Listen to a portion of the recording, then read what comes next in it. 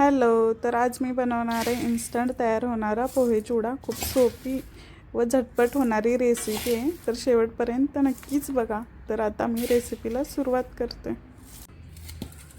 चिवडा बनवण्यासाठी मी इथे पोहे घेतलेले आहेत व शेंगदाणे घेतलेले आहेत 1 वाटी।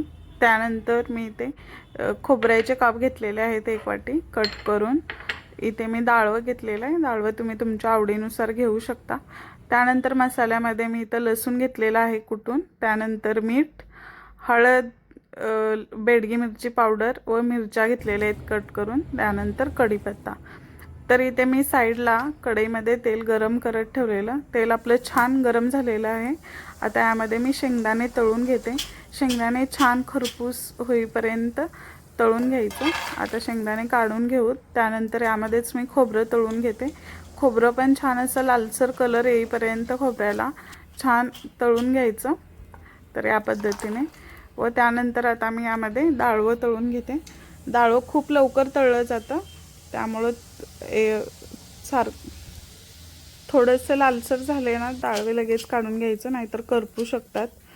तर खोबरं, डाळवं व शेंगदाणे आपले तळून झालेले आहेत। आता मी यामध्ये पोहे तळून घेते। पोहे तळताना तेल एकदम कडक झालेलं पाहिजे, हाय फ्लेमवरती तळायचं, म्हणजे कसं पोहे फुलले जातात व छान असे होतात, अजिबात तेल पकडत नाही। तर मी इथे सर्व पोहे या पद्धतीने तळून घेते। त्यानंतर त्या तेलामध्ये आपण मिरची तळून घेऊ। मिरची पण छान तळली पाहिजे, नाहीतर मऊ राहिली की चिवडा आपला मऊ पडू शकतो, त्यामुळे मिरची पण छान तळून घ्यायचं। त्यानंतर यामध्येच मी आपण लसूण घेतलेलं ठेचून, ते लसूण पण यामध्येच मी तळून घेते। लसूण पण छान लालसर होईपर्यंत तळून घ्यायचं। तर इथे सर्व आपलं तळून झालेलं आहे। आता आपण यामध्ये कढीपत्ता पण तळून घेऊ।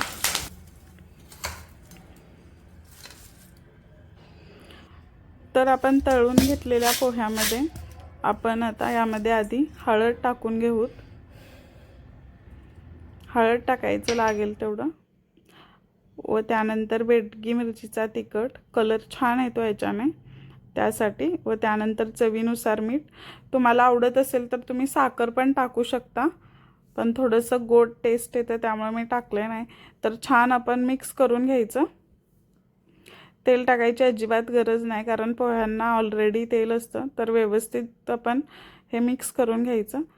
तर कलर किती छान आले तुम्ही बघू शकता। त्यानंतर आपण इथे तळून घेतलेले सर्व शेंगदाणे, खोबरं, डाळवं, फुटाणं, मिरची वगैरे सर्व टाकून छान मिक्स करून घ्यायचं। तर तयार झाला आपला मस्त झटपटी तसा कच्च्या पोह्यांचा चिवडा। तर तुम्ही एकदा नक्कीच ट्राय करा, व माझे व्हिडिओ आवडत असतील तर लाईक, शेअर व सबस्क्राईब नक्कीच करा। थँक्यू।